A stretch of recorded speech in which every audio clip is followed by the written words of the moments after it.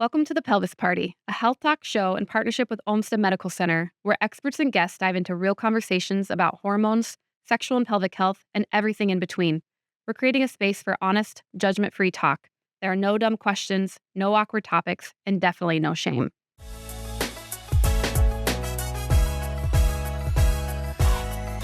Hi, everybody. Welcome back to the Pelvis Party. My name is Becky Monpetit. I am the owner of Rochester Local, and as always, I'm joined by two wonderful guests on the Pelvis Party today. First up is Dr. Melissa Richards. She is the Division Chair of Hospital and Surgical Services at Olmsted Medical Center, and Britt Marshall with Marketing and Communications at Olmsted Medical Center. Welcome. Welcome back. Thank you. I love our Pelvis Party mornings. Good. Right? It's so good. We're getting these awesome guests now. I know. We've had such good. wonderful guests on the Pelvis Party, but I love when we are able to come back together too. And today we're talking about something that I've never really heard about until very, very recently, and most likely because I have conversations with you. Yeah. We're talking about colposcopies. Colposcopies. All right. Colposcopies. Lots to dig into here. Maybe literally. I don't know. Oh, bad joke. Okay. So we're talking about colposcopies. Let's just dive right in. What is a colposcopy? Good question. What if I said it was a bad question? I mean, you could. Next question, please. Wrong. Moving on. Saucy. Okay. So we're going to take one step back.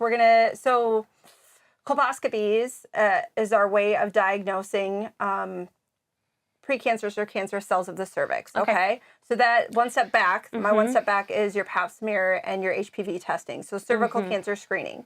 So after age 21, no matter what your, when you started having sex or having pelvic infections or whatever, it's age 21. The recommendations are to have some type of cervical cancer screening. We at Olmsted Medical Center follow the ASCCP guidelines. So women in their 20s, we do a pap smear. And what a pap smear is, I should have brought props. Next time. Can't wait to get into this. I know, I drew drew some great. pictures. Yeah. A pap smear is where I take, actually we can get right in it. So anatomy, this is the vagina, this is the uterus, here are some fallopian tubes, and these are ovaries. When I do a pelvic exam, when I put the speculum in the vagina, I see the opening of the uterus, which is the cervix. Fun fact, your cervix is just the lower portion of your uterus. Like your cervix is part of your uterus. So people are like, hey, it's the one piece, right? Okay. So when we do the pap smear, I'm taking a brush and I'm taking the brush and kind of swiping it over the cervix right here. So I'll take actually that brush and show patients who haven't had, it doesn't hurt when we do the pap, like the actual brush. Sometimes it's sensitive to have something touching your cervix, but nothing invasive or sharp with that brush. So do that, send it off to pathology. Our pathologists or cytotechs are awesome. And what they'll do is, depending on your age, they'll either just look at the cells, and when they look at the cells, they'll say, these look normal, that's awesome. And then after age 30, we're also testing for HPV, the human papillomavirus. We know women with cervical cancer will test positive for HPV, the human papillomavirus, certain strains. So the neat thing is we used to do pap smears every year. And now, if you're considered very low risk, meaning your cells look normal, you test negative for HPV, we're not worried about you. Okay. Come back in 5 years for your cervical cancer screen. Come back next year for your well exam. And maybe, as we talked about before, pelvic exam and pap smears are separate. Right. Exactly. But for some women, when we get our pap smear results or the HPV results, we need more information before we feel fine just waiting another year or 3 years or 5 years. Okay? And we have indicators that tell you that. Yeah. So looking at the cells themselves, they'll either, I like to, this is normal, this is cancer on the other side of the room. So when we do a pap smear, typically it'll come back normal. It might come back with something called LSIL. I'm not going to spell out what that means. Okay. But those are precancerous cells. Those have the potential to be precancerous cells. Sometimes we have you come in for a colposcopy. Sometimes we don't, depending on HPV status. And then, by the way, this is like a 45-minute talk that we're going to do in like 5 minutes. We're just going to shove it all in. Yeah, absolutely. Not to scare anybody. I'd be going, woo, woo, woo. Exactly, right? Yeah. Exactly. So it's really important to tell people that what pap smears are screening tests. So they're screening before we would do a diagnostic test. Sure. So we don't typically diagnose cervical cancer based off of a pap smear. LSIL looks like precancer cells, can't say for sure. Let's see what our HPV status is. If HPV is negative, we'll say, you can't wait 5 years, but we'll see you next year. We can have something called HSIL. HSIL, we want more information. So HSIL, we're going to do a colposcopy. There are some goofy ones out there. ASCUS, get this, atypical squamous cells of unknown significance. Atypical squamous cells of unknown significance. So when they looked at the pathologist, the tech looked at they literally said, ASCUS? They literally said, I don't know. So then the HPV status really matters. So if you're HPV negative, other things can cause an ASCUS pap, maybe some inflammation, infection. Sure. So if they're HPV negative, ASCUS HPV negative, see you in 3 years. If you're HPV positive, we're going to do a colposcopy. Okay. So that was a lot of really good background information. So much. And, there are a couple of other diagnoses out there, but we're not going to go in. Okay. That you can get off of a pap smear. Okay. So now we've decided we need to do a colposcopy because we need more information. Sure. Do you remember doing the glucose test when you were pregnant? Totally. All right. So the glucose test is a great example of when you take and drink this sugary drink, and then an hour later, check your sugar level. If you pass the test, awesome. If you don't pass the test, right? It doesn't mean you have diabetes, though, right? Right. You just have to take the... It means you have to do the 3-hour test. Yes. The colposcopy is the 3-hour test. Gotcha. Okay? That's what we diagnose. Okay. That's a really good way to explain it. Yep. I just started doing that like a week ago with the patient, and they loved it too. Yeah. I would have just incorporate Keep it. that. Yes. Tuck it into your little toolkit. Yep. Perfect. I don't know where my toolkit is. Maybe like right there. Okay. So now we're in for the colposcopy, and if I have the opportunity, I definitely try to prep a patient for that. Yep. Because when oftentimes I walk into that room for the colposcopy, 2 things are happening. They're scared about the pain. Yes. Or they're scared they have cancer. They're pretty confident they have cancer, that they have cervical cancer. I draw my picture here, and I kind of explain, okay, what are we doing? I go through the pap smear based on the results, like why they're sitting here today, all that fun stuff I just talked about. Said, okay, what we're going to do is I'm going to put the speculum in, just like when you had your pap smear. And then what I'm going to do is I'm going to put some acetic acid, which sounds really scary. Yep. It's vinegar. So I'm going to put some vinegar solution on your cervix. And what I'm going to do, look at this, magnifying. Wow. Okay, cool? Perfect. Yes, you did a great job. Thank you. Yep. So this is the cervix. What I'm going to do is I'm going to look very closely after I put the vinegar solution on. I'm going to look in this area. Okay, this is what we call the squamocolumnar junction. Oh. Okay, all right. This is where the cells inside the uterus, glandular cells or columnar cells, like the cells when we get our period, meet. So those look like that. I don't know if you can see that. Meet the cells inside the vagina. So it's a place where cells meet. Okay. Naughty things like precancerous or cancerous cells love chaos. And so what we want to do is we want to see where those columnar cells meet the squamous cells to see if there are any precancerous or cancerous cells. And typically these cells will turn like a bright white. So that's what I'm looking for. I'm looking for bright white. Okay. So if I see bright white, what I'm going to do is I'm going to take a little biopsy, and the biopsy literally is typically like that big. So it's really super tiny. Okay. Yes. Yeah, it's super tiny because your cervix isn't this big. It's like, it's not that big. But that doesn't hurt when you take that little. Well, so there are some tricks to trying to reduce discomfort or pain, because there's also like that anticipatory feeling. So typically what I'll have my patients do is I'll say, okay, give me a cough, and right as they cough, I'll do the biopsy. And that seems to help a little bit. Some people they're like, oh, I felt nothing. And some people are really sensitive. Their cervix is really sensitive. And I think just prepping yourself and knowing that some people are more sensitive is very important. I have had patients where I've actually numbed the cervix.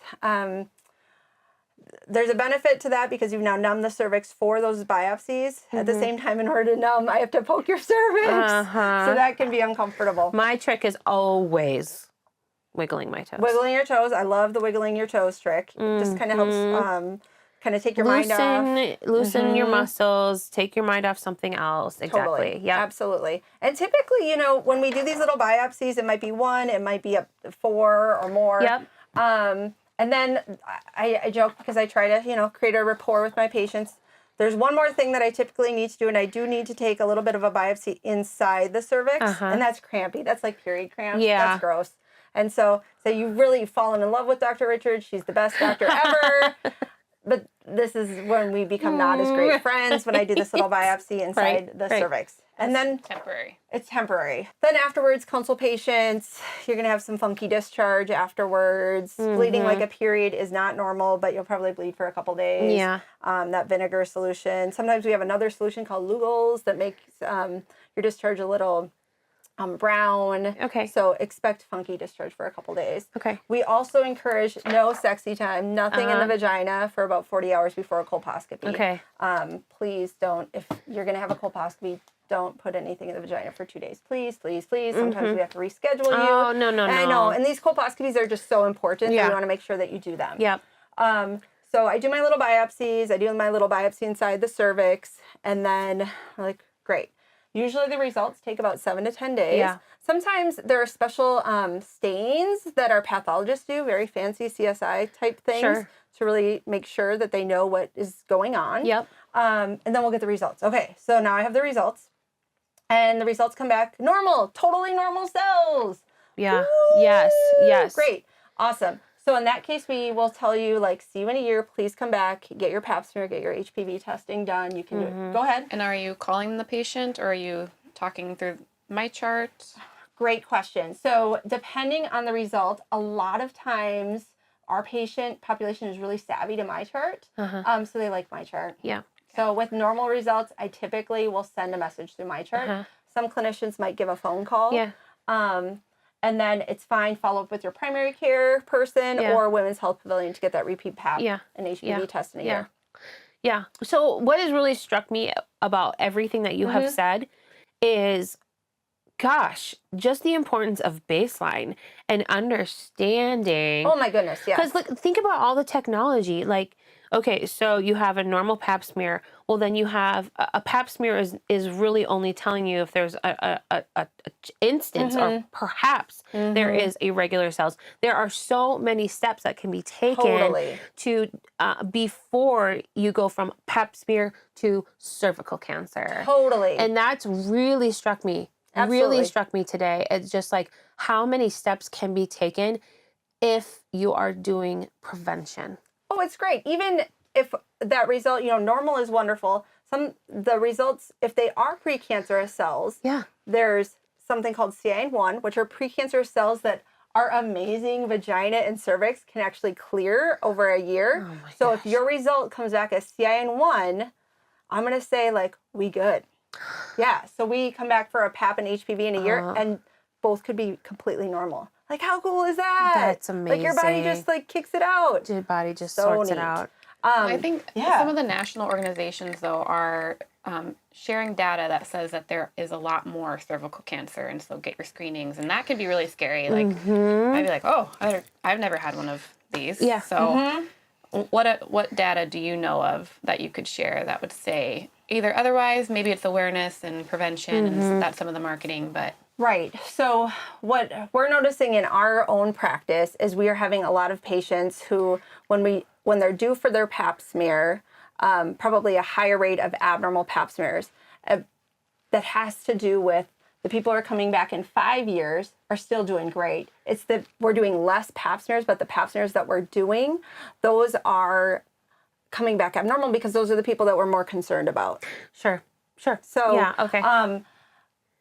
The HPV vaccination has made a huge impact on reducing women's risks of cervical cancer. We know HPV causes cervical cancer, so I can't express.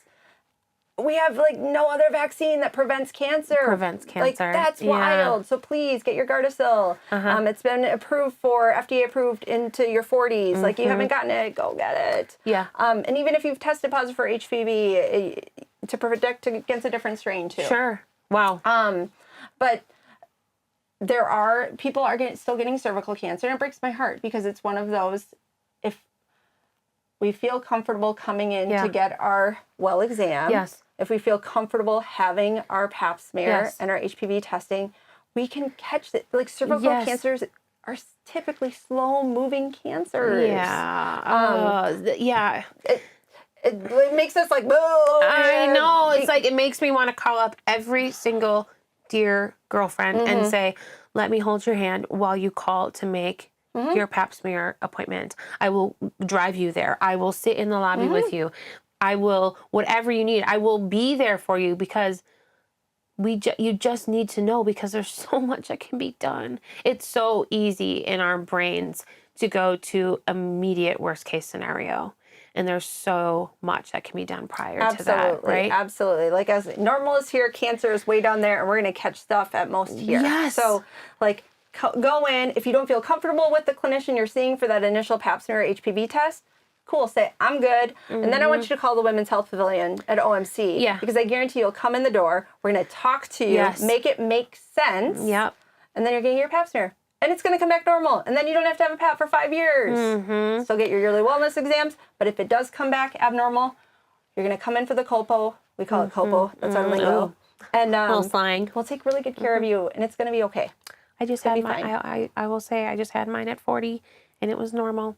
And the feeling too that you have of being like, I do not have to worry about that specific concern in my life for another 4 years now. It's just, it is like a weight lifted off, because there's so many things that we have to worry about these days. Screening for this, screening for that, and this is just one you can check off until 5 years. Yep, we got you. Gosh, I feel super empowered from this Pelvis Party episode. Good. Thank you. Thank you. As always, thank you so much for joining us for Pelvis Party, and we hope to see you next time.